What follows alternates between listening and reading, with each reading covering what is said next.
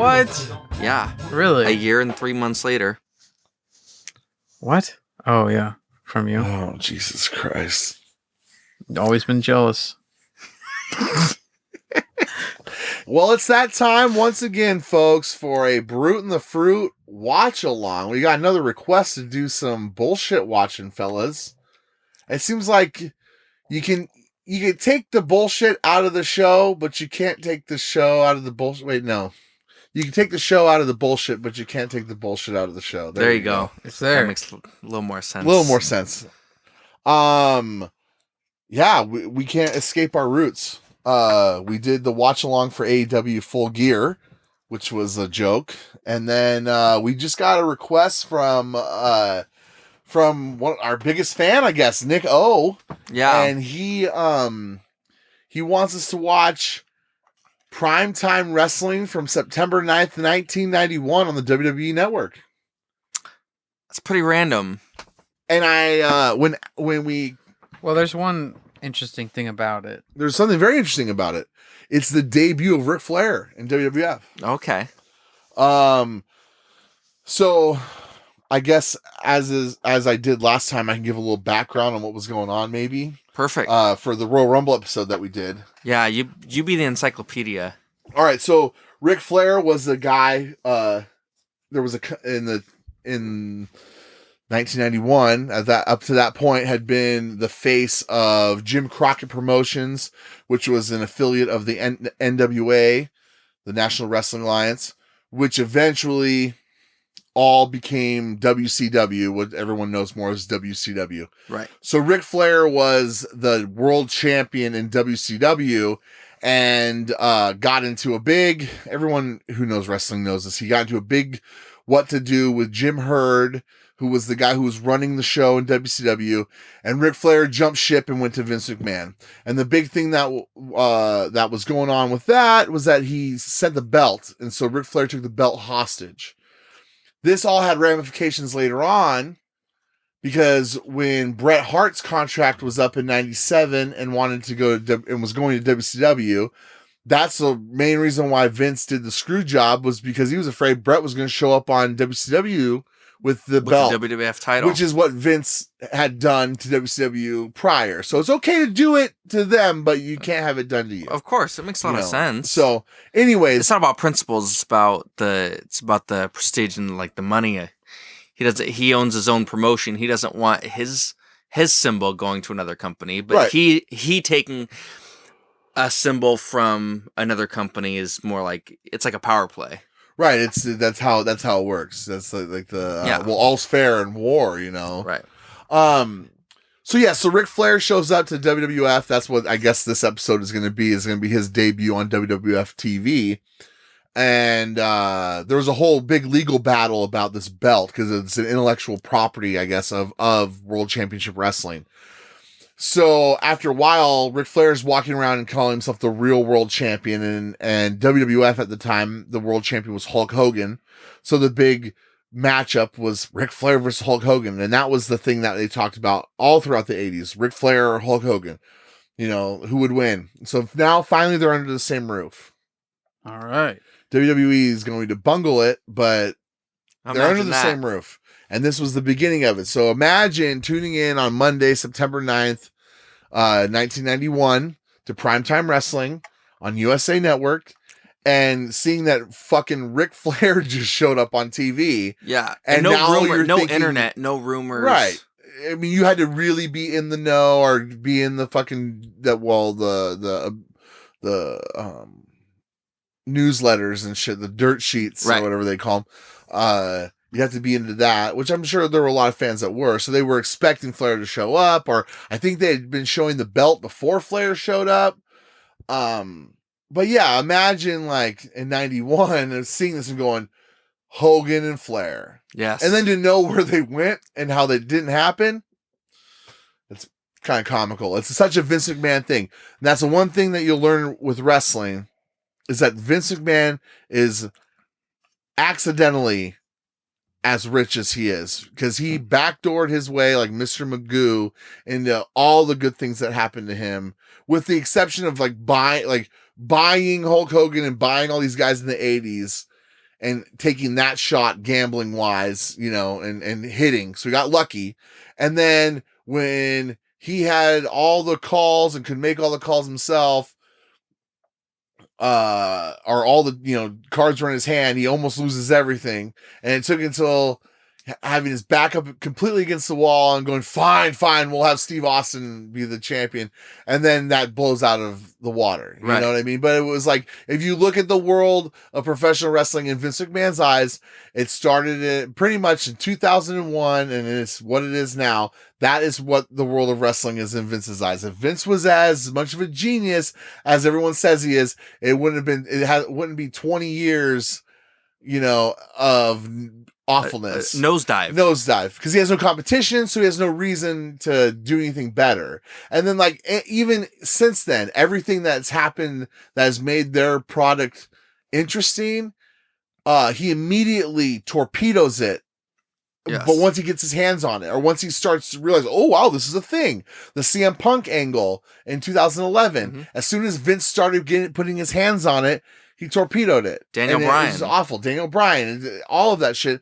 He's not, he's accidentally as rich and powerful as, he's not a creative genius. He's kind of a fucking idiot. He's Corky Romano. Romano. He's Corky Romano. He's Smiling Diesel. Remember that. He wants Smiling Diesel. It doesn't make any sense. It's the same guy that pushed John Cena and the same guy for years and years and years and years, and why everyone hated it. Who is the same guy that destroyed the WCW invasion angle? A thing that couldn't possibly go bad. You couldn't possibly have WCW, after he buys WCW and having all that talent, you couldn't possibly fuck that up. And it manages to get pretty fucked up. Yeah, it was. He stumbles into success. It was stumbling into success. Yes, yeah, and this is a good sign of proof of that. He has Ric Flair, and the match is Flair versus Hogan. And by the time, and this is September, so September to October, October to November, December, January, February. So by the time February hits, that's 5 months. And you're going with Flair, like, it's not going to be Hogan. So in 5 months, somehow it's not Hogan and Flair anymore. Right.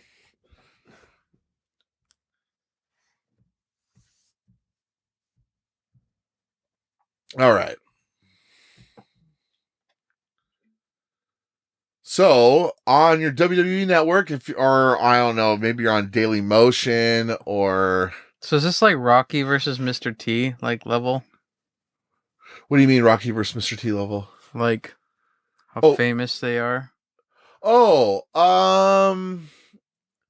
yeah, I mean, like, well, Rocky and Mr. T, that was a part of actual Rocky, like, and that's what's funny is the one that Mr. T. I mean, they're both entertainment. Right. Oh, but Mr. T wasn't Mr. T in that movie. He was Clubber Lang. So, like, I get what you're saying. Yeah. So, in Rocky 3, Mr. T was playing a guy named Clubber Lang. And so, it wasn't necessarily that. What's funny about Rocky 3, though, this is actually funny that you brought Rocky 3 up. Hulk Hogan was in Rocky 3. Oh, really? And that was like Hulk Hogan's big, like, national, like, debut thing. And it was before he was even in WWF. And so when they did WrestleMania 1 in 1985, they brought Mr. T in to be Hulk Hogan's tag team partner at WrestleMania 5 because they were in that movie together. So the storyline was that they were friends. And so Mr. T and Hulk Hogan were a tag team at WrestleMania 1, and that's what got WrestleMania over big. Where was Mr. T from? He was from the A-Team. Right. TV show, yeah. See, I've seen the Rocky movies. Yeah. And I figured, like, the people who are watching those have got to be watching this shit. It's a good question. I've never seen the Rocky movies. I've never seen a single Rocky movie. Wow. But that's weird. In the 80s, I mean, Rocky 3 is 1981, I believe. And so 81, 82. 82. Okay. So WWF goes national with Hogan 84. WrestleMania 1's 85. I bet you people that were watching Rocky and stuff back then were probably watching wrestling. Probably. Wrestling was really huge in the 80s. Yeah. Plus, you mean you like to see fighting? Yeah. Yeah. And I think. Well, and then wrestling, there was also this weird meta thing about wrestling in the 80s where like Andy Warhol and like all these people were going and watching WWF because it was like this thing of like A performance art? Yeah. Yeah. And so like the first WrestleMania, there was a lot, that was the thing that WrestleMania and that whole first wave of Hulk Hogan, like Hulk Hogan's first big run in New York and from 84 and then all the way up to the first WrestleMania was a really interesting hysteria. Because after that, then it was like set. Like WWF was kind of set and running. Yeah. But up until WrestleMania, there was never a WrestleMania. So like you had to build and get to that and earn that. And so then there's like the MTV specials that they had, which is another funny story about MTV. MTV was just starting, 1981 or 1980 or whenever cable just started. MTV was one of the first ones. So MTV started broadcasting WWF in like a partnership, and Vince McMahon broke off the partnership with them eventually because Vince McMahon was basically, Vince McMahon basically was saying like, felt like he should own part of the station because of how successful they were, and they wanted a cut from him. It was like this one thing where each of them wanted a cut from each other, and each of them were like, well, fuck you, like MTV we made you. Yeah. So wait, wrestling started on MTV? Well, no, wrestling's been on TV right. since forever. There was old, but WWF, they did some specials on MTV. So like imagine like what we watched a few weeks ago on pay-per-view, and because this is back before pay-per-view. So just imagine like, on a Saturday night on MTV, there's a WWF special. Hulk Hogan is going to wrestle on MTV, and it's a big special. And eventually that's what WWF turned their pay-per-views into, were like these spectacle style shows.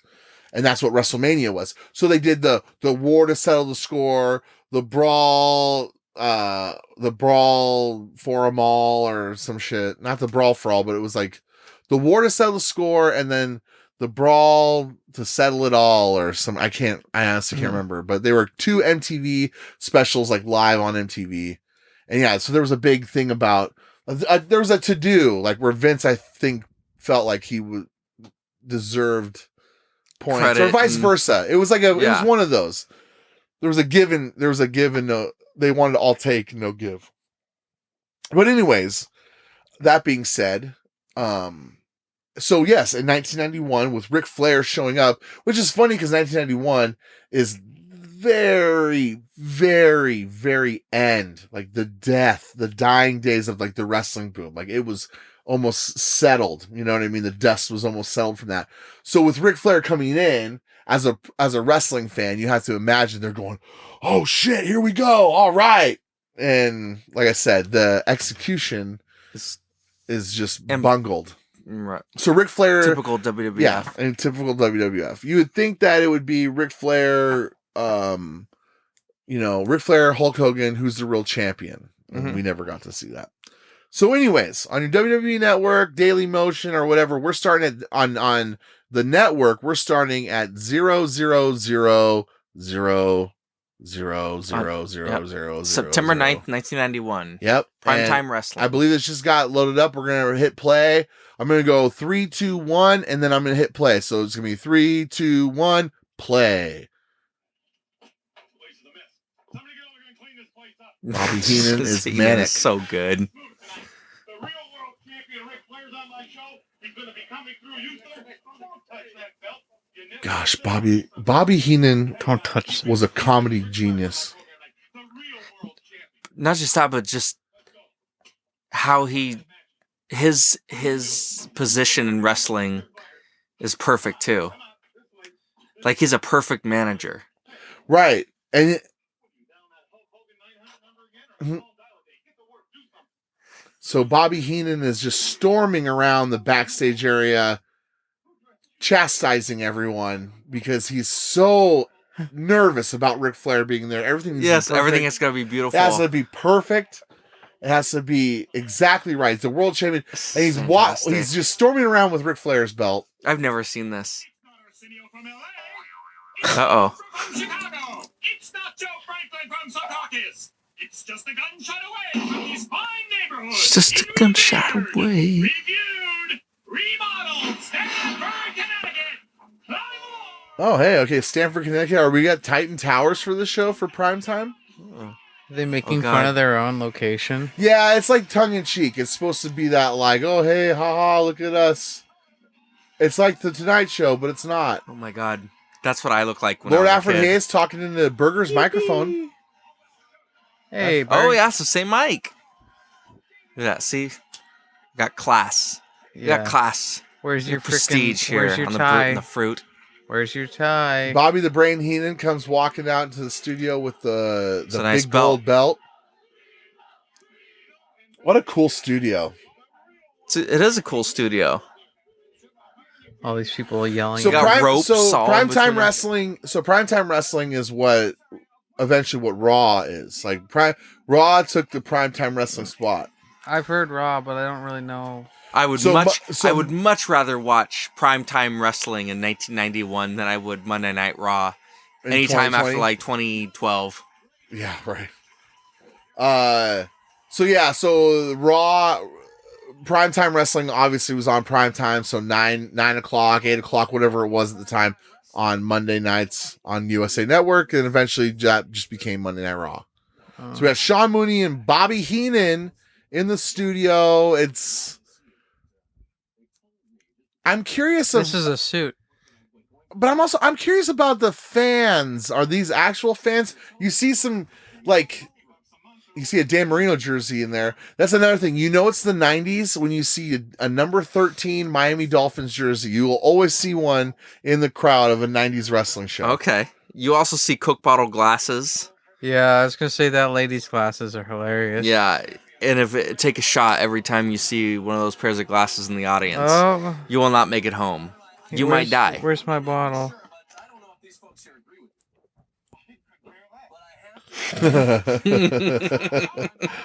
Oh, Bobby. Heenan is so good, especially, I mean, it's Do you been like said. that belt? Burger Do you loves like that belt, Burger? Oh, I think really everyone like that belt. Every You wrestling can barely see it. in Every this wrestling fan film. loves It's that just like belt. a I'm shiny- not the biggest fan of it. Well, you don't like that it gets... I The feel like it's attention- overrated. I feel like it's a great belt, but I feel like it's overrated. I feel like the IWGP World Heavyweight belt and Intercontinental belt are the But best. but Are the best belts. look in at how much wrestling. it sparkles and It's shines. really It's shiny. gorgeous. Yeah, it's excellent. It's an excellent title Look at belt. that fucking plant with his dumbass glasses. Yeah, that's he ended up managing a team called the Bushwhackers. That's Jameson. Oh God, yes. No, the belt is fantastic. The shape of it, the size of it, it looks like a legit belt. Like, it looks like if somebody whaled you in the head with that it would knock you out. Unlike some of the toy belts you see nowadays. So Sean Mooney just announced that the Undertaker, the Legion of Doom. This is SummerSlam 1991 had just happened. So this is like in the wake of SummerSlam 1991. Bret Hart won the IC title, the Intercontinental Championship. That was Bret Hart's first big title, singles title win. Mhm. And it was also the Macho Man Randy Savage and Miss Elizabeth's wedding. Okay. Get up there. You want to lay on the floor or you want to get off the floor? It's my way or the highway. Move it. Oh, yes, Heenan. Up there with the humanoids and sit. Humanoids. Sit on your step. Can we get on to this, please? Sit. Heel. Now, the Heel. proper way to introduce my guest who's going to be on the program this Here we go. evening. I know you're all going to So Heenan stand is standing ovation because barking he to the... deserves it. Live tonight. The I could go for one of Barker. those sweatshirts that he's got on right I know, now. it's a fantastic sweatshirt. It would hide my folds. Yeah. It's off center though. It's weird. It's Yeah. like they just printed it. Right, it's like it was randomly. like a misprint, like, and Heenan didn't give a shit. or he didn't wore it just because it was a misprint. Right, just because it Just was to crooked. piss off McMahon. The crowd is booing the shit out of Ric Flair's name. Let's get to this matchup. Colonel Mustafa taking on the fiery dragon. Oh, Nice. God. Okay. Boo. They're not going to the... All right. So the Iron Sheik, back when he was Colonel Mustafa. What does he say? That's a hilarious walk. Oh, my gosh. Iron Sheik. You know, it's one Is thing. that supposed to be Mussolini? That was before the Iron Sheik? No, this is the... What do you mean before the Iron Sheik? It's after the Iron Sheik. Yeah. Yeah, he came back in 1991 to team up with Sergeant Slaughter, because Sergeant Slaughter was doing the Iraq bullshit. Right. So then he came back as Colonel Mustafa, and everyone was just like, well, wait, that's the Iron Sheik. Yeah. Like, even me as a fucking 5-year-old rewatching like old tapes was like, he's supposed to be, what's the Iron Sheik doing? He's supposed to be from Middle East. Oh, well, he is from the Middle East. But yeah, he's from Iran, but he was an Iraqi sympathizer at this point, because this was right at the tail end of the Gulf War. Wow. The Here Dragon. comes Ricky the Dragon Steamboat. With fire. Imagine this. Ricky Steamboat, who had one of the greatest matches ever with Ric Flair, is dressed up like a fucking dragon. God, and Ric Flair's just about to come into the company. Vince Like, McMahon has not changed one little bit. What an idiot. He's not changed one tiny little bit. Now he's got blow fire like a dragon. Good Lord. How stupid. How stupid. And they call him the Dragon. Stupid? They refuse to call him Ricky the Dragon Steamboat. They just call him the Dragon. Yes, he's impressed me tremendously. I don't know if he's had the same effect upon Colonel Mustafa. Obviously not. Mustafa in there. This is one of the greatest wrestlers and performers of all time, and he's relegated to a fucking gimmick where he- Opening match Yeah. on Prime Time. Well, the opening match part's not bad because it's prime time. It's not like it's like that. You know, this is like a clip show essentially. They're not syndicated, but arena taping random matches and stuff. But I mean, he's dressed like a fucking dragon. And blowing fire. Yeah, he's supposed to be. What he used to do. He was just he was him, but he wasn't a gimmick. It was the dragon was like kind of like a nickname. It wasn't like because he was a fighter. Yeah, but now he's a fucking actual dragon. Now he's a cartoon. Now he's an actual dragon. And they don't even call him by his name. He's a cartoon now. And Mustafa's impervious. Colonel there he Mustafa, when he was the Iron Sheik, is the one that that guy's arms are huge. Lost his belt he lost the belt to Hulk Hogan. He was Right. the one who Hulk Hogan defeated. He certainly does, but Mustafa doing the right thing. He's taken refuge on the outside of the ropes. He's down on the concrete floor. Ricky the Dragon Steamboat is fantastic. He's a fantastic pro wrestler. He really is. I mean, he's Like it's good as it gets, and at least in his style. Big crowd.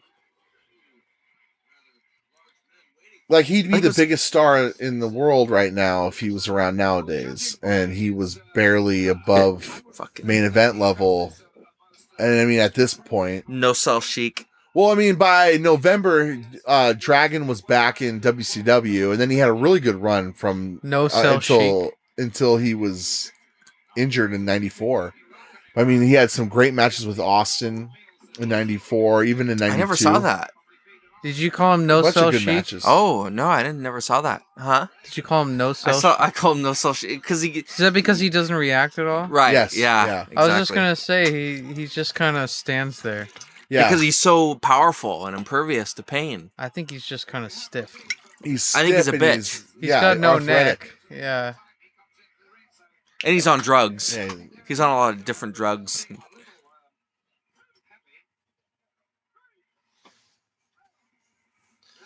God, Ricky just looks so plain.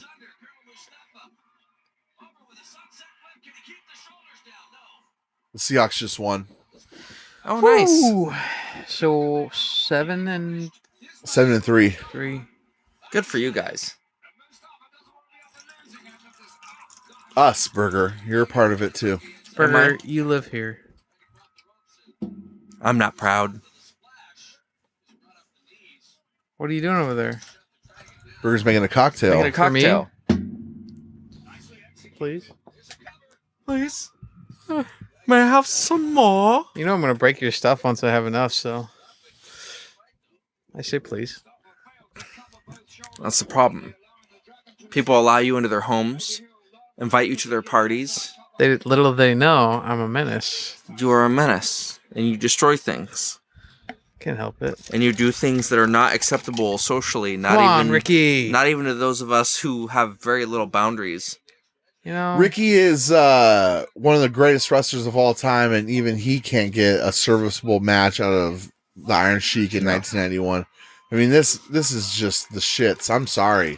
the Yeah, not Sheik good. can barely It's not move. good. Burger, when we do these watch-alongs from now on, you have to rate every match after it's Okay. over on the cheeseburger scale. We need to start taking advantage of that. Oh, look, shook his legs. Okay. All right, what do you got there, Burger? 1 star. 1 cheeseburger. Yeah, that was terrible. Really? One? I was gonna say the like no this I was going to say, it gets I 1 guess, okay, cheeseburger here's the- because Ricky the Dragon Steamboat made an appearance. It automatically gets 1 cheeseburger. Oh, okay. All right. Just him alone you. will give it a star. Right. Because I've watched a few of these, Yeah. right? Yeah. And this is not very convincing. Because first of all, it was cheesy at the beginning with the dragon part, Mm-hmm. and then And no sell I don't know what Sheik. that guy's being called. He's not the Sheik right now. He's Colonel. Mustafa. Colonel Mustafa. He was just a fat old man that was stiff and arthritic, and Yeah. he did look like he was fighting at all. See, No. Tim gets it. Yeah. Tim gets it. Why can't Vince McMahon get it? Because Vince McMahon is a retarded person. Okay, we have to cut Hey, that. you gotta edit that out. God damn it. No R word. What is this guy? I hate this guy too.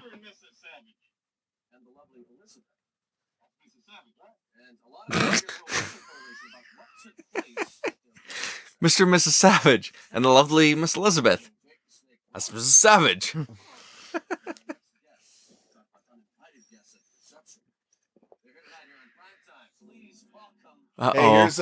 Here's a fun little thing you guys want to hear. I'll just read it right now Okay. on the show. Why not? I sent Steel Beans. I sent Jeremy Oleander Jam from our upcoming album, the mix that me and Tim made. His response is, "This is fucking awesome, man. I love it. Thanks for sharing. Can't wait to play some shows with you guys again." There you Steel go. Beans. Yeah. That's the band. That's Well, I mean, it's the guy, but I mean, he's the band. He has a band behind him. It's Jeremy. Yeah. But he has it. But Did you see him ever? Did you ever see Steel Beans? Guy's a fucking genius. Maybe. he's- I don't know. Yeah. He does some. He's so good. His guitar ridiculous playing work. is ridiculous. His stage presence his is stage ridiculous. presence is amazing and he's like insane. He's an incredible drummer. It's like Matt Cameron. He's like a Matt Cameron kind of drummer, like big, thunderous, like fucking boom, boom, boom, and it's really good. But then, he's also an incredible guitar player. All right, I feel bad. We're I was veering. gonna say The Undertaker. It was perfect. You talked over this ridiculous cartoon character, which is just fine. We don't need to hear anything Paul Bearer has to say. I really don't like Oh this. God, I think Paul Bearer is one of the biggest, goofiest fucking goofs.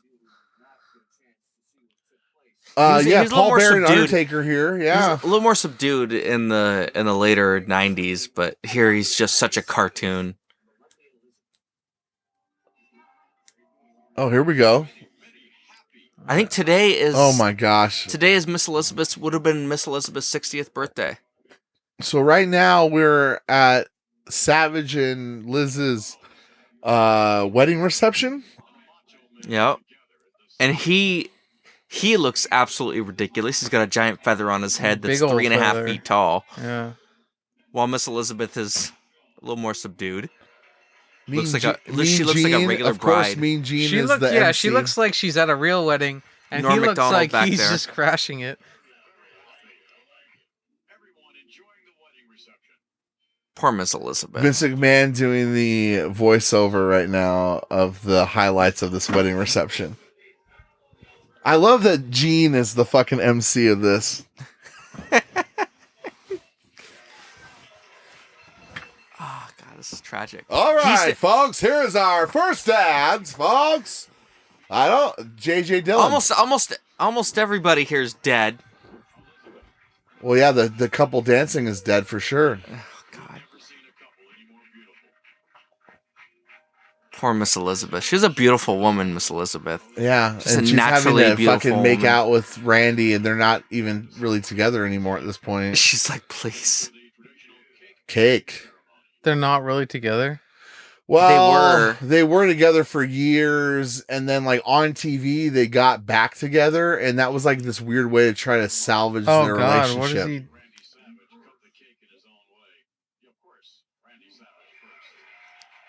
Hey, hey, Oh, he that's got pretty good. You know, that's like the look he gives everyone. He's taking all of it. Savage. All right. God, that woman just had what a nightmare of a life. Yeah. Oh gosh. Let's So see. they're Hold on. not Let's see if we can together? see That's Stephanie. Vicky Guerrero. No, I think that they haven't got divorced yet, but They were already married before this fake reception. yes. And he's supposedly he's really controlling Yeah. over her. And like he didn't like her doing basically anything. He didn't let the other guys look at her. Ooh, a snake. Nice. A cobra. Oh, Undertaker. Oh Did he just hit her? no, he hit Savage. Oh my gosh, there's a cobra running around. This is chaos. This is better than anything I've seen on Raw in the last. Jake 10 years. Jake the Snake Roberts is This coming is at, fucking ridiculous. he's coming at It is Liz still kind with of that a- like. It with is a very much cobra. so like that cinematic style that they're doing now. Yeah, but this is highlights. Yeah, I know, but The cinematic style that they do now is like, this is happening right now. And this is just, we were a fly on the wall seeing what was happening. This is Like, so ridiculous. and this just so happened to happen, you know? The chaos. at least it felt chaotic. It had the atmosphere of chaos. Whereas when you watch it now, So you it's think just that- like they're manufacturing chaos. They obviously have to have like cheer or boo signs in the crowd, right? Oh yeah, People for are sure. so quick to, start Yeah. and stop. Oh gosh. Percy Pringle. I hate that guy. Well, he's dead. Paul Bear. That's good. And she's dead, and he's dead, A fake Polaroid. and he's dead. That's a fake snake. That's a real no, snake. there's a real snake. They That would was a looks real real snake. fake. Oh no. no, the It's a guy bad who, picture, the snake but- guy, Jake the Snake is that he that was part of his real thing is he actually had the snakes with him. There's a story about he was staying at someone's house and the cobra had got out in the house. It was like in the bathroom and like commandeered the whole bathroom and like, yeah, it was real. Nice. They had a segment where Macho Man was tied up in the ropes, and Oh yeah, that's that's a few months after this. But yeah, Yeah. where Jake he gets Snake- bit. Jake let the snake out, and the snake started biting the shit out of Randy's arm. So actually, here's another funny Yeah. tie-in to the last time we were watching. So remember the big fat guy that With the purple head. the one, no, the earthquake, the one who The used to look like a school bus bus driver. John driver? Tenta. He in 1990, earlier in this year, during the summer of this The one who eats 91, the snake. yeah, he Oh, killed yeah, Jake's Yeah. he killed Jake's python, and Jake that set Jake off and turned him into a bad guy. He started bringing a cobra around, and now he's a bad guy and he's going after good guys. But what pushed him over the edge was the fact that Earthquake had Ate his fucking snake. killed and Yeah. ate his snake. After squishing it under his tremendous weight. Yeah, he killed it and he ate it. Oh, there he is. There's Mr. Mark Calloway. Mark Calloway. What was his name? Angry Mark Callis. Mean Mark Callis. Mean Mark Callis. He looks more like meth Mark Callis with his purple eyes. He looks more like flesh-colored beard Mark Callis. Oh God, boo! Bushwhackers. Oh Here my comes god. the bushwhackers. All right, we got to do it. Tim's we got to gonna sit love through these it. It's guys. live. You should like These this, guys Tim. are You like such cartoons. fucking goofs. Why do they walk like that? Because they're goons. Like you said, they're bushwhackers. goons. They're hillbillies. They're from New Zealand. And all these They're kids. bushwhackers. That's just how they walk. They imagine if you just They're walk. whacking Burger, bush. I dare you, Burger. Dwayne Gill. All right, Gilbert. Oh, Gilbert. Burger, Who- I who dare was the you to other walk around for an entire day like a bushwhacker. That's how I walk at work normally. Like they should never. Oh my God, he's Oh my licking God. children. Oh my god. He's licking children. And they laugh, and the parents laugh. That should not be allowed. That man should This never. is- They should get him. Has he that been boy tested a shot for COVID? They Has should he get been that boy- tested Oh, for- look at it. He's licking Oh, that he's girl. licking that teenager. That poor woman. Oh my god. Her boyfriend's like, holy shit, dude, you need to take a shower. Instant AIDS. Yeah, I was gonna say these Instant guys AIDS. are probably doing nefarious things in the If not background. AIDS, rabies. Rabies for sure. Yeah, you gotta get a tetanus I shot. kind of like these guys. You like the bushwhackers? You like licking Because they have no people. boundaries like you. No rules. No rules. They just- I'll just lick anybody I want. Hey, I'll lick the kids. I'll lick Whatever the gets a laugh. old people. I'll lick Yeah. their glasses. Licking though is just so gross. Yeah, Well, you know, this is 1991. they're high energy guys. Emphasis on high. Yeah, they really People used to seem own freaked slaves. Oh, out. here's the Beverly Brothers.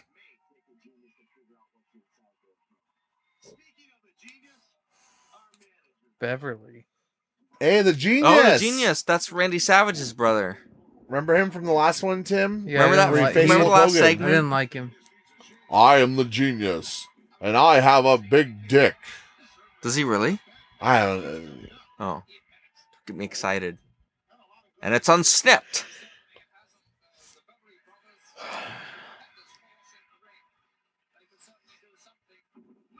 Yeah, nobody really talks about the Bushwhackers being like this tremendous tag team that changed the face, just changed the atmosphere of pro wrestling. They're like Legion of Doom. He just looks like an alcoholic redneck. But he's from New Zealand. I mean, they're all over. Gilbert. Looks like Scotty Too Hottie. Here's what's funny is like the way that Dwayne This Gill. is better than so far the last tag team we watched, which was the new one.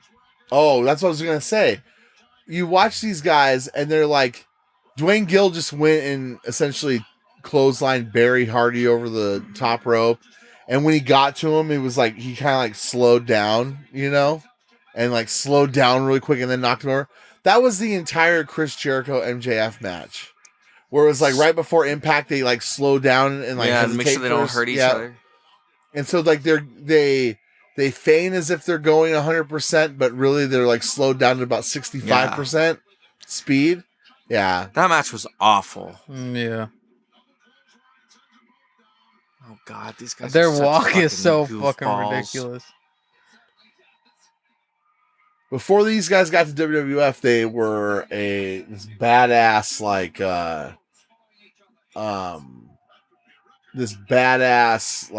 brawling, bloody team. Really? And Vince McMahon brought him in and said, "We're gonna have you lick children." We're gonna have you lick children and never stop walking. Yes, and we're gonna be walking around like a fucking idiot. I've never seen any Bushwhackers match that wasn't in WWF. Like in this 3-year period. Well, they were called the Sheep Herders back in Jim Crockett. Never saw a Sheep Herders match. There's a couple pretty good ones. Yeah? With the Steiners? No, it was before the Steiners because this was they were in Jim Crockett in like 87, 80, like early 88. Okay. They came to WWF Nice bump. about 89. Yeah, they this guy's pretty good at feigning hits. Yeah, he's Oh. good at looking like he's getting his ass kicked because he is. Yeah. It's Because he over. is. That's it. Oh, nice and short. Yeah, that's a squash match. There's nothing against those either. Like, they should do more of them. Yeah, these they days. shouldn't drag him out like that fucking pay-per-view was. I was dying by the fucking middle of it. Well, yeah, and you know what's funny is all like the supposed wrestling critics all said that was one of the best shows. It was the best show. They said it was the best show. It just that shows company's how done. detached they are from reality. They're trying to will this new wrestling into being something that's not. You know, they're trying to will it to be better than it really is, and it's not. So It's not good they're at all. trying to Right. pretend like it was epic Right, and they're trying. when it was really just too long. It and was drawn out. not and good at all. It's been the whole It thing. was a with lot this of idea effort without any real good, like entertainment. This idea of the Wednesday Night Wars, as if they're the same as Raw versus Right. Nitro. Well, it's like I just saw a picture. I just saw a post someone put on YouTube about, or TNT posted a video about like the first year of AEW, and it's like some documentary looking video, some retrospective, and they're all talking as if they've accomplished something. Like the revolution, like it's a revolution. And I said, guys, they're doing nothing that TNA didn't do fucking 15 years ago. Right. TNA was They on wear some TV. bright It was clothing another in company that got to do what they wanted to do, And some guy commented, he's like, yeah, but I mean, when they went against WWE, they went against Raw and they lost. I'm like, yeah, dude, you're missing my point. My point is that this isn't a revolution. They're just doing something that was already done before. Yeah, they have a show And on Wednesdays. they and want they some want people props watch. because they've been around for a year. What have you guys done? No, You haven't accomplished anything. no. Not since their first program did they get more than 1 million viewers. Oh, Hulk Hogan. Oh, Hercules. he just said Hulk Hogan's name. Yeah. They keep teasing. Oh gosh, Hercules. Slick. He's red. Slick. That's a Doctor Style slick right there. Oh Is shit. he a wrestler? Not to be Hercules. confused with Jake the God, he Snake looks Roberts on awful. steroids. He looks real swole. He's like he looks used to be- very like red, like kind of bloated. Yeah. He's red and bloated for sure. He used to He look kind of better. looks like he was muscular, and then they just pumped him full of salt after he started to. Well, and he looks like he has a Saline. bad suntan, Yeah. but he's really high blood pressure. What a powerhouse Hercules is. Tremendous tag team combination. Was this before they had good treatment for that, or? Blood Well, I mean, pressure? he's just gassed out on steroids, Oh, and this I think other that- guy. This isn't even like a fair fight, is it? No, and No, I think so that the this will redness. be a squash I think the match. redness is due to the fact that Hercules is a really white guy, and I'm pretty sure he was tanning because you can see like underneath his arm, like it's white. So I think that Yeah. all that red is just honestly just him trying to be tan. And Yeah. his body This is doesn't like- tan. He got into a This is machine that like- was like, holy shit, Yeah. I've got a match tonight. They We had turned fed up they to- fed a turned man up to a lion. 13.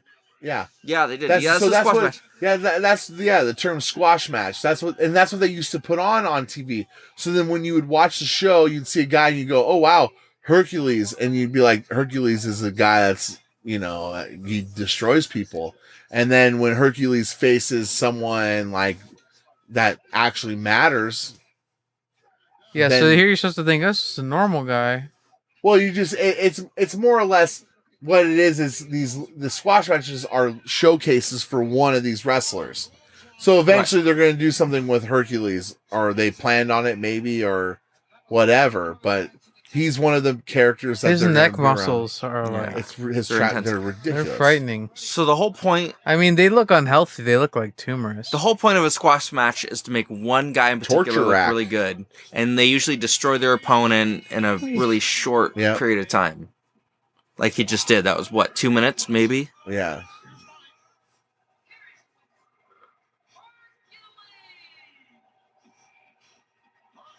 Then you have them do that for a few months, destroying every opponent that they have. Yeah. And then you put so them then at the with next the level. different shows they have, like Prime Time Wrestling here, you're gonna have Hercules have a match, and then on Wrestling Challenge, Hercules That was will pretty wrestle a cool. different guy. I like that kind of. That idea, Yeah, more than like every match has to be like a grueling right? battle. Because then it would make when you saw a match on TV that became a good like a grueling battle, you didn't expect it because Right. normally it didn't happen. All the time, it's just like it's varied. Heenan's just like talking shit to these little kids. We talked about SummerSlam earlier and what happened involving the Bushwhackers and the Nasty Boys. What about the incident took place involving Primetime Wrestling. had that belt with you and you were off to challenge? So they're not. I think I was telling you earlier, Burger. WWF's not going to be doing any live touring anymore. Yeah, because they know they can't. They wouldn't be able to draw an audience. Oh, they're showing video from SummerSlam. So Heenan had the belt since SummerSlam. Real world champion Ric Flair. I would like to challenge you, Hogan, at any time, any place. Who do you think you're embarrassing? You hear me? You wouldn't do that if Ric Flair was standing here. You hear me? Turn that camera off. Turn that damn thing off. I love Bobby Heenan. Heenan's so good. So good. So he's been walking around for a few weeks with that belt. Okay. So you had to have known as a fan that Flair was coming eventually. Yeah. Explain what happened.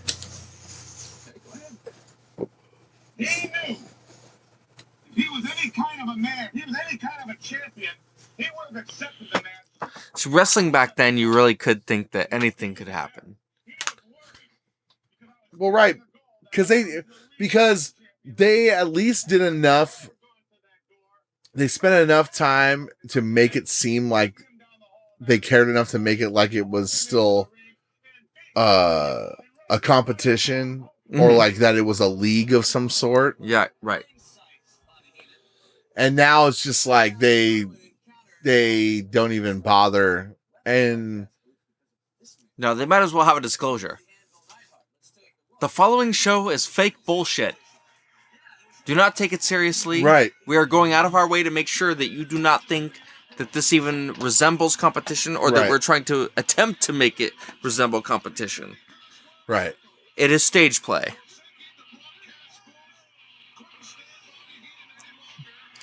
Who's this fool? This is Jim the Anvil Neidhart. He was in a tag team with my favorite wrestler of all time, Bret the Hitman Hart, and they're brother-in-laws. Hey, the Bushwhacker. He's back. And they were a tag team called the Hart Foundation.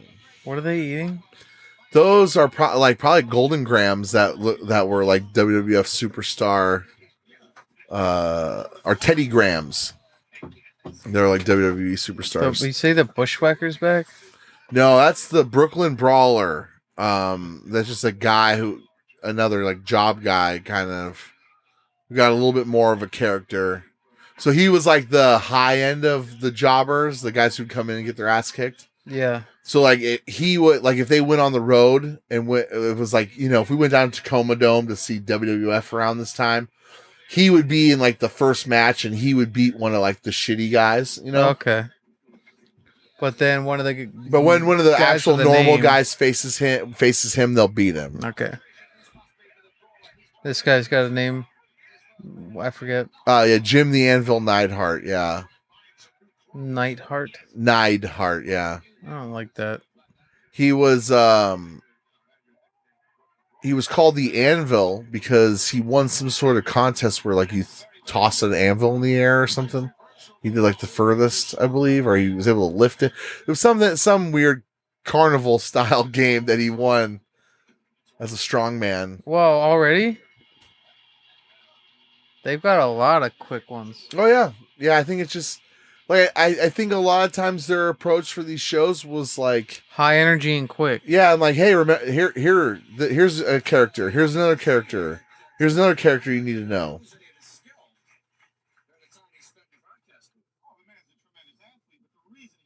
That's how, and like it's nice that you point that out.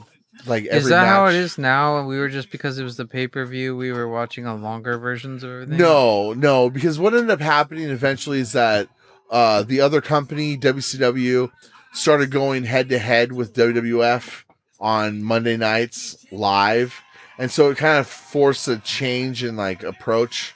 So instead of doing shows where you're having just a guy be a jobber where the match doesn't matter, See, they were battling for ratings. when we watched that terrible Money in the Bank one, oh god, it that was like awful. everyone's their own character. They're all different but equal. They all have their special little traits, and no one can just be a loser. You know, like Oh, whereas this yeah. guy, there's Yeah, like that's a good point. there's guys getting their ass kicked because Yeah. they're fucking shit. Well, that's the thing too. Is like everyone. So then it all becomes like video game characters. You like think of like Mortal Kombat or like like a fighting game where you pick your character, and no matter what, when you pick your character from the selection screen, when they show up on the screen that you're using, that's the character. So it's not like there's a story or any kind of real arc to what they are. Every time so like with these wrestlers, every time they come out of the curtain, they're just regenerating as their character, and they're respawning. So like at the Money in the Bank, when all those characters came out, they were just like this character who they're all supposed to be superstars. Well, these guys are characters too. What I think separates it is the depth of character. Right, no, that's what I'm saying. Like these people, the nowadays, since they portray them all in this real It's two-dimensional. right, it like they're gonna I'm trying to think of how to they do Who's this this guy? they do this thing where they will take a guy and say, all right, we want you to be the winner now. You know, like they'll push a guy and then they'll cool him off, and then they'll push a different gal and then they'll cool them off without ever really strapping a chance to let them even really become anything. Right. So then everyone is just this 50-50. Well, that's the other thing that they talk about with WWE. It's like people don't come to see any of the individual superstars. They come to see the brand. The brand is Big Bully Busick. It rolls off the tongue. I can honestly tell you I've never watched a match with Big Bully Busick in it that I know of. He may have been in a Royal Rumble or something, but I'm pretty sure not. Maybe it's Scott Steiner. Or it's Rick Steiner. It's not. No, will you be serious? Will you be serious for once in your life?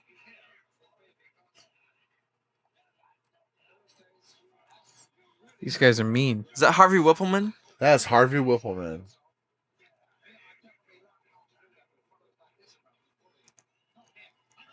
He blows smoke in the camera like 3 times He already. acknowledges the camera.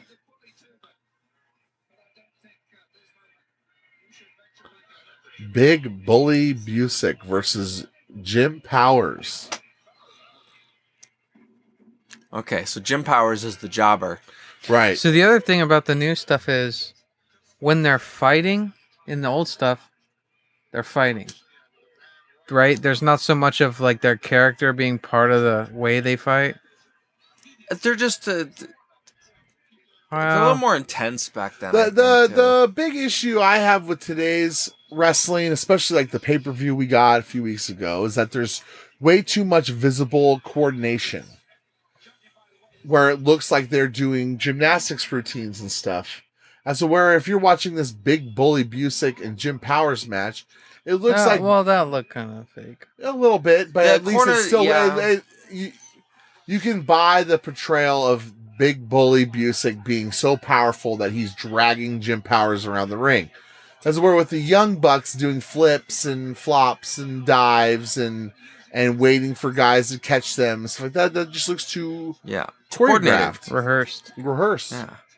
Even if it's not rehearsed. Or 98-pound Riho giving a snap German suplex to a 300-pound Nyla Rose. I thought that This guy Akira blowing Shida smoke that at people is so ridiculous. No, it was Riho. That was on... We were watching that match together. Oh. And at that time, I remember watching it and being like, this is the last time I'll ever watch this fucking They should have a AEW. fucking person vaping and just clouding it up at like people. Bruno, downtown Bruno. That's the other name for Wimpleman. They couldn't do that now. Yeah, they'd have to do a vape. Yeah, You're they right. couldn't do a cigar.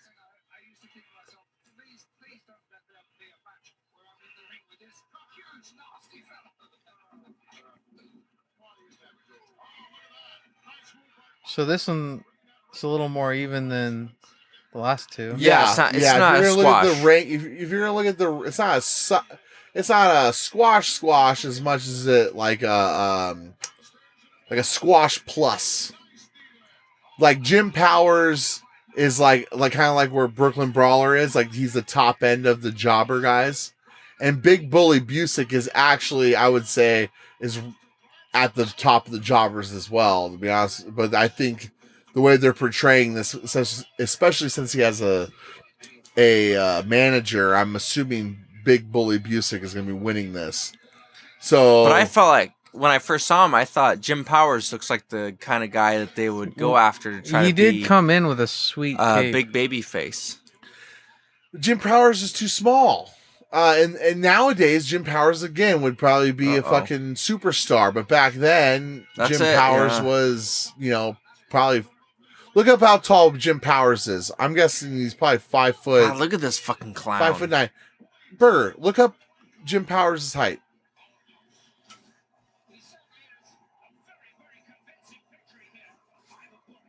I'm guessing 5. 5'8". Well, his build height would probably be 5'10", which would make him 5'8". 5'11". Okay, even 251 pounds. Yeah, 251 pounds. Finally, had steroids. Yeah, He was a tag team called the Young Stallions with Paul Roma, and eventually Paul Roma got called to do more, and Powers was kind of again more of that like gatekeeper. Here we go. Here goes Rick. I mean, he looks like he got autistic really level ripped at of one encyclopedic coming. knowledge. point, but he's less than 6 feet, so. Right. He was built And at so- 5'11", which means he was 5'9". But no, 5'8". that's not necessarily true. What I'm saying nowadays, he would be one of the bigger guys in the entire company. Oh yeah, size-wise. he'd look like a monster. Here's another thing they're missing from today's product are these Screens, updates. yeah, and the screens in the background. Just What is an I like- update? I like the send me the booth. I want to know what the update is. yeah. Show got a me guy what in a happened on the suit. weekend show. Show me what happened on the weekend show that I didn't catch because I was out Paul doing Bearer shit. is such a goddamn idiot.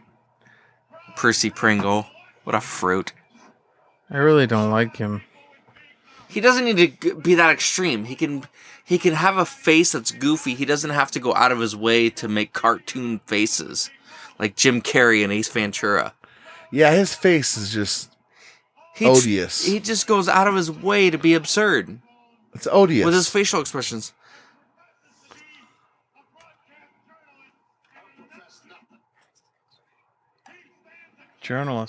Journalism, God, he's a awareness. fucking dingus.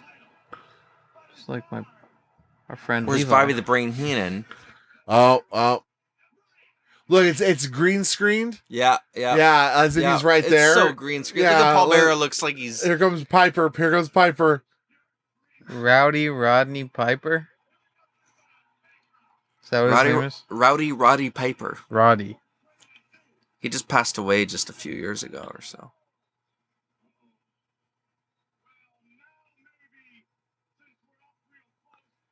I used to never notice the WWF green screen stuff with the announcers when I was No. a kid. It's just embarrassing now when you see it.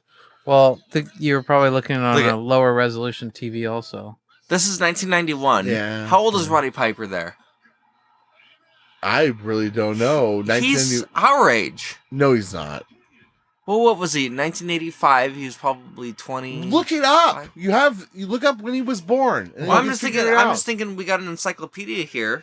I don't gotta ask Siri. I don't know his fucking name. I don't know his age. He was probably 40. Talking about Roddy? Yeah. When was he born? 54. 54, Okay. and it's 1991. 35. 45. No. 35. 54. 7. So he was 47. 37. Shit, 37. 37. God damn, math is hard. I mean, if you look at his neck, he doesn't look like a 20-something. Well, I was gonna be my point is that he just to me looks like he's an old man, but he's not that much older than me. Here, Oh, spitting on everyone. You know what he looks like is someone who did a lot of tanning. And a lot of cocaine. he looks like somebody. He looks 10 years older than he is. He looks like somebody who writes down the phone numbers that he sees and like scribble down the bathroom on the stall, and he keeps a notebook and he calls them and he makes appointments. He has a whole notebook of Is this just something bathroom, you know? bathroom stall numbers. We're back in Bangor, Maine. I've got a whole book for Bangor, Maine. A whole book, a whole slew of these. Hello, this is Roddy Piper. Road I rats. got your number from the booth. This is Hi, my name is Roddy Piper. I'm trying to in get the rowdy. WWF. I'd like to have sex with you for $3 an hour. Oh God. Here we go. Here comes Ric Flair. That belt is so sparkly. It's ridiculous. Here's the moment we were all waiting for this show. Gorgeous. Sit on the edge of their chairs, waiting for his arrival. Now, if you'll all stand and show the proper. You know what's funny? You dummy, go get the carpet, the red one, and roll out. Do it right. When was You this? dummy. What? Huh? Roddy Piper. Yeah.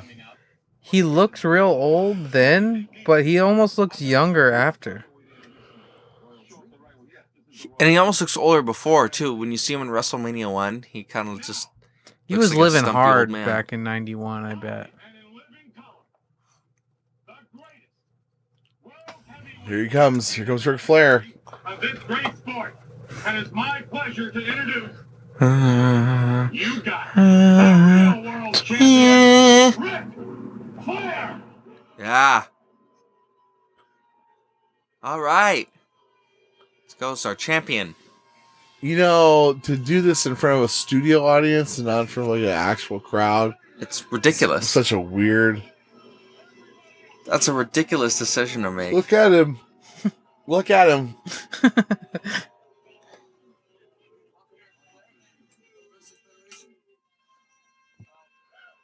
Ric Flair, I will not contest the fact that you are known to be one of the greatest wrestlers in the world.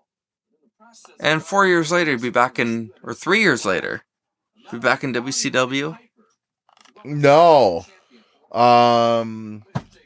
He came back in WCW in February of '93. Oh, shit. Didn't even take He that lost long. the loser leaves town matchup to Perfect on Raw. Oh, okay.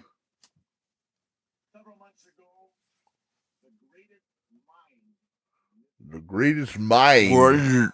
The greatest mind in this business. Did you watch that match between Flair and Perfect on Raw? Yeah. I've never seen that. It's great.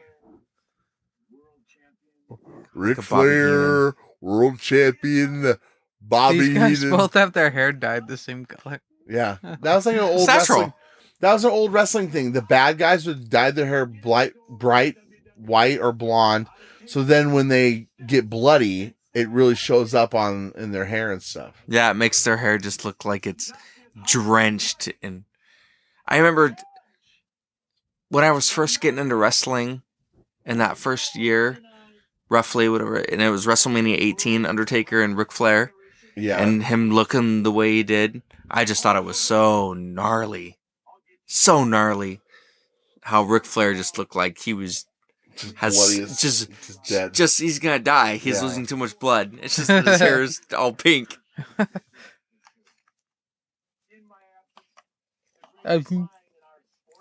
We're just minding our sport. Heavyweight championship trophy. Ric Flair. Just imagine if this was happening nowadays, there'd be an entire room of writers writing every word that he was saying for him. Mm-hmm. So he, could. So we can make sure that it's not interesting. That's or another compelling. problem with today. There's just too That's many probably why writers. they seem There's too many cooks. so dumb. The Yeah. fucking characters is because they're multi-person. Yeah. They're a conglomeration of everybody's ideas. There's too many cooks. It's just what's that really shitty stuff people do online? It's kind of like cosplay, but it's fan art of like they make up their own versions of shows. Yeah, it's like fanboy stuff. Okay, what is it called? It's got a name. Oh shit! Fan fiction. Fan fiction. That's all that modern wrestling is. It's like It is truly. It really. That's a really good way to put it. Yeah. It's fan fiction. It's the fan fiction equivalent of pro wrestling. Mm-hmm.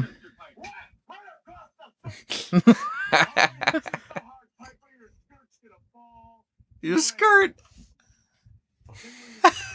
I'm gonna hit you so hard that your skirt is gonna fall to your ankles. I like how dumb this guy seems. You know? Are you talking about Ric Flair? Yeah. Oh, Ric Flair's a genius.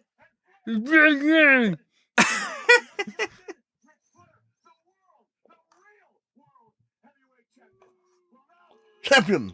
Look at that guy. Champion. They didn't even have to put up a sign. That guy right there in that He's fucking fucking angry. beige suit was just Yeah. like, this guy's a piece of shit. Look at his He's- blazer and his he's- pants don't he's- even match. He's laughing. The guy behind Flair's laughing. He's like, oh, ha, ha, it's all bullshit.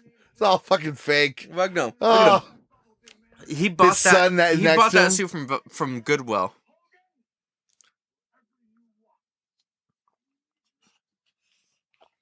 no, he didn't buy that suit from Goodwill. Goodwill got that suit after that man died. We can go buy that suit. Yeah, we can I go know. buy his suit from I have And Goodwill. that suit. it'll have been owned by like two other people by the time we get. As seen on TV. You're our hero! You're our hero!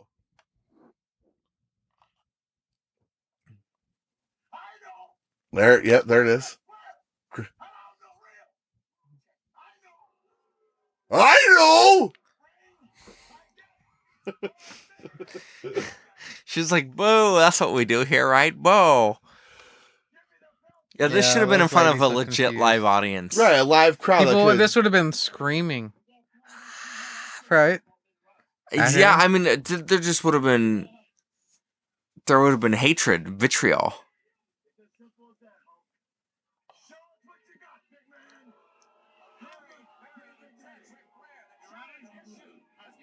Yeah, that guy in the mismatched suit is pretty fucking pissed.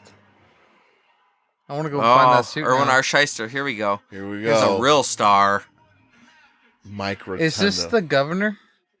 No, he's a goddamn He's a tax idiot. man. His name's Erwin R. Shyster. IRS. That's the kind of cartoon shit they were doing at Yep. this point. I It's so meant, wait, ridiculous. who was the guy who was the governor of that state? Jesse Ventura? Yeah, it kind of looked like him. No. I don't know. Jesse Ventura looks more like Hulk Hogan. Oh, almost. Curry Von Erich. There's a real He star. has no foot. What? He has no foot. He's got a fake foot Right now? Yeah. Why? because he loves drugs. Got it amputated. I was gonna say this guy's face doesn't quite look right. No, he's fucked His up. face is fine. He's about No. he's about a year and a half away from blowing his brains out. His mouth looks weird. He's Is that on what he drugs. did? Did he commit suicide with a gun? Yeah. Oh God. And he's got a fake foot. He's kind of limping a little. Yeah, that's the foot right there. He was trying to get the feeling back in the. Back into his fake He's foot. trying to get his foot, his stump set in his boot. And this is Bray Wyatt's dad, Yep, pretending to be a government agent. a tax man. Why did he get his foot amputated? He got it was some motorcycle wreck or Oh. Yeah, Yeah. that's what it was. yeah. It's like, come on, man, don't knock my foot off. God, he looks like a really good, like, he's got a great pro wrestling atmosphere about him, does Kerry Von Erich. Not so much here. I've seen him in other matches where it's like, that guy should have been bigger. Well, it's always rumored that he was one of Vince's choices for the Hogan push. Right. Snuka, Kerry Von Erich, or Hogan. What was he addicted to? Right. Everything. Meth. I think drugs. Dick. Like cocaine, painkillers. Yeah, he's probably losing his teeth, isn't he? Assless chaps. Yeah, he was definitely addicted to assless chaps. It's my favorite. Nice. Look at him. He barely keep his I'm a balance. mark for the Watch him though. He can barely keep his balance. I'm a mark for the stalled scoop slam. Scoop slam. Scoop slam. Yeah. Like just the guy gets in the mood, gets the energy, starts getting excited, and then there's like the series of moves, and then there's a big scoop slam, and then delay slam. Like, just, you're in the air. Yeah, he holds him up there, and then he keeps him there for a second or two, and then slams him. I like that shit.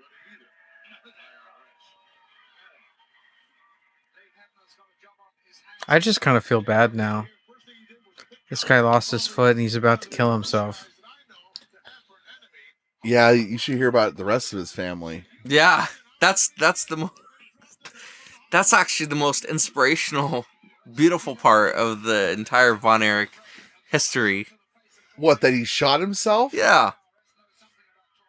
He had like a 6-year-old little brother who tripped in the snow and like Electrocuted himself because it was. accident. But it was because his father had yelled at him to go pick up his bike or something that was outside. So there was a down power. That's what happened. There was a down, like a power line from one of the trailers in this trailer park they were living in. There was a down power line they didn't know about that was in a puddle. And he went to go pick up whatever toy his dad had just yelled at him about to go pick up. And he went and they didn't know what happened to him. The mom looked outside and saw him the 6-year-old face down in that puddle, and he was dead.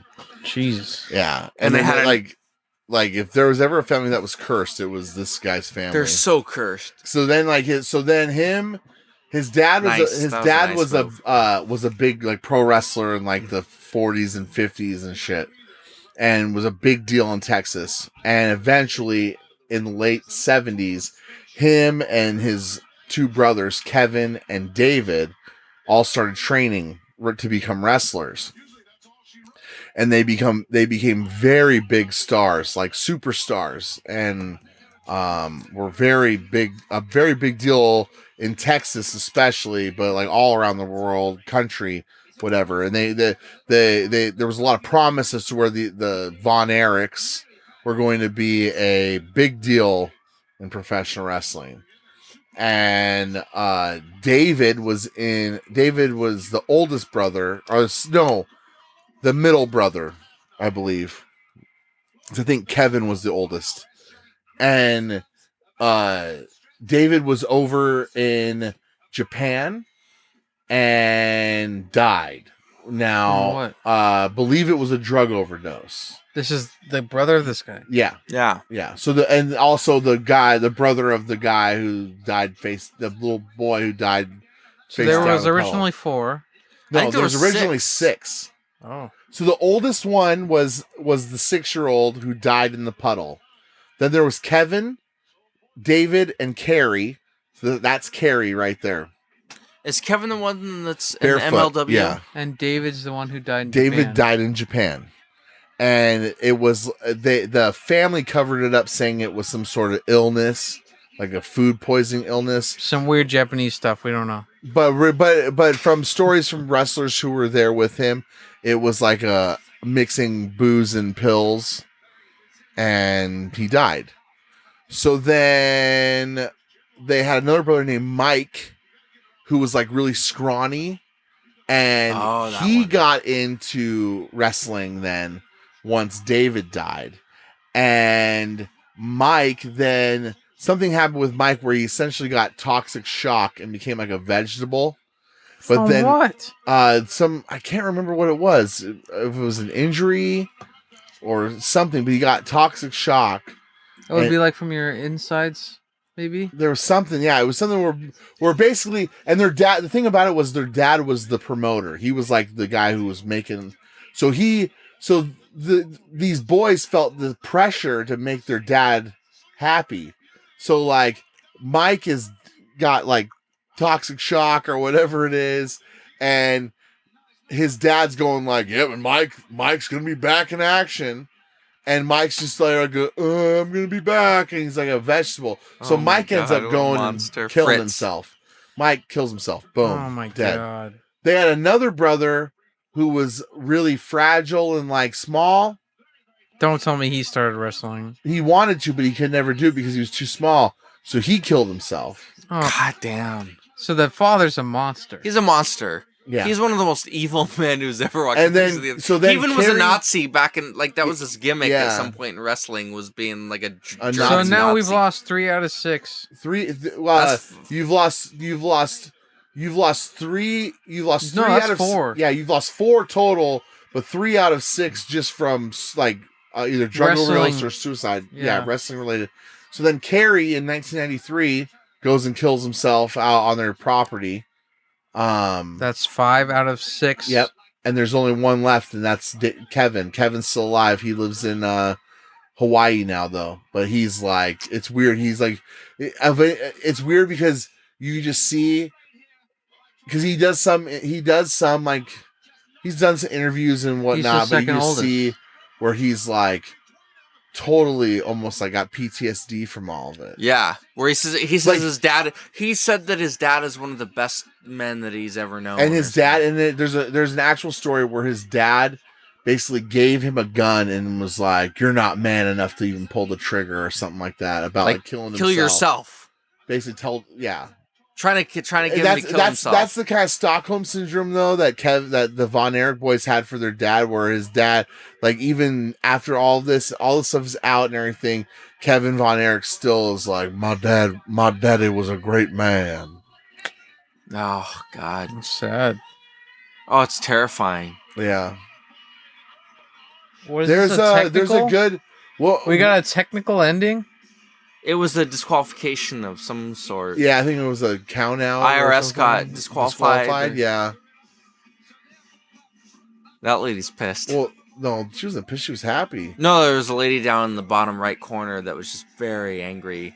I'm pretty sure she was a relative of She likes Luna the Vachon. IRS. There's actually, so Vice did a good the documentary series about a bunch of different wrestling stories called Dark Side of the Ring, and there's one about the Von Erich family, and it's really well done. Every single one they've done. I heard about is that good. and hearing like these guys lived really hard and didn't Yeah. live very long. I didn't know about the suicide stuff. Yeah, the Von Erich one's really interesting. It's especially for being like a super wrestling nerd like me. When I watch something like that, it's always like, well, yeah, I knew all this. And there's never any new information. But for someone like, especially for someone who doesn't know at all, like Tim, Yeah. like if Tim watched that and if he was actually interested in the topic, like if he wanted to know more about it and he watched that, I think that he would really find it very interesting. I think so too. Because I watched it and I knew the general thing that happened with all the guys. Well, to give it more, to pimp it more, like I've done before, if you want a comprehensive, recount of all of that Von Erich bullshit, the Lapsed Fan did the World Class Journey, which essentially was just the life and death of the Von Erichs. Okay, so this is where we're stopping it. We're stopping the episode here. That's all as far as we really need to see of this. We don't need to go for another 45 minutes watching really bad squash matches in like the middle of WWF Dead Zone. So that's it for us tonight. We're done watching. It peaked in the middle.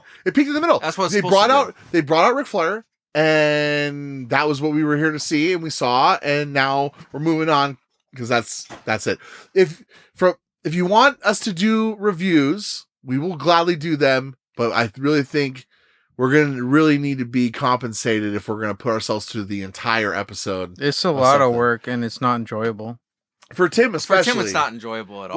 Like if you're gonna if the watch along is for certain stuff, I understand. But if we're gonna take just random loads thrown at us, then we Random loads? That doesn't sound too bad. Yeah, Right on the face. Throw in it the at I'll do us. it for eyes. free. Give Like me those Nick- random loads. Nick, we really appreciate the request, and we love that you're participating. You're like really the only one requesting anything, so we can't really bitch about having someone ask. No, we have hundreds of requests. What do you? Just Well, put that out there. We got so many in the books. No, please, if they're keep requesting, but just remember we got veto power, I guess, if we're gonna say stop, or we'll be compensated. Like I said, Sometimes we don't want to watch wrestling. yeah, we'll watch something else. So there So, you go. anyways, that's it. So, Tune in. yeah. Hey, tune into our normal show, The Brute and the Fruit. We're very offensive. There Have you a good go. night.